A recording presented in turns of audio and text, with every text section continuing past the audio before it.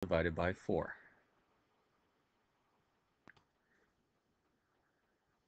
Okay, so what we have here is a problem that looks similar to something we did with the quadratic formula that needs to be simplified. And our steps are pretty easy. The first thing we do is we look at the radical. Can we simplify the square root of 32? So no matter what the problem is, we always look, can I simplify the radical?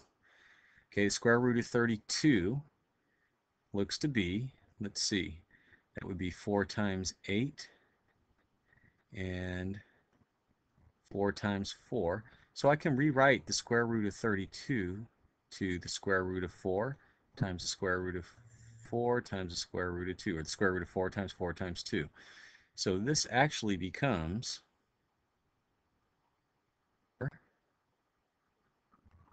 plus or minus the square root of 4. And remember, the properties say we can break this up, times the square root of 4 times the square root of 2, all over 4. Okay, so all we did is we took this, we took the square root of each piece. That's a property of radicals. And to simplify that, we know that is square root of 4 is 2, square root of 4 is 2. So this is actually equal to 4 plus or minus 2 times 2 is 4 times the square root of 2, all divided by 4. So what we did is we square rooted the radical first. Okay, our second step is there a common factor? Is there a common factor between 4 and 4 square roots of 2 that also divides into a factor of 4? So I notice that 4 goes into both of these, so I'm going to factor out a 4. So here it is. I'm going to pull a 4 out of the front. In doing so, I'm left with a 1 plus or minus, factor out the 4. That would be 1. So 1 square roots of 2 all over 4. And now we can simply, a little lag in the computer, divide. We divide out the term, so this would be 1 plus or minus the square root of 2. And that's how we simplify after we use the quadratic formula. Simplify the radical using a factor tree, and then see if we can divide out a common term. Okay, let's try one more.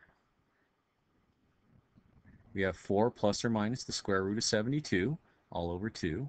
So again, let's do the radical. Square root of 72, that's 9 times 8. I like 9 because 9 is a perfect square. That's the square root of 9 is 3. So I'm going to stop right there.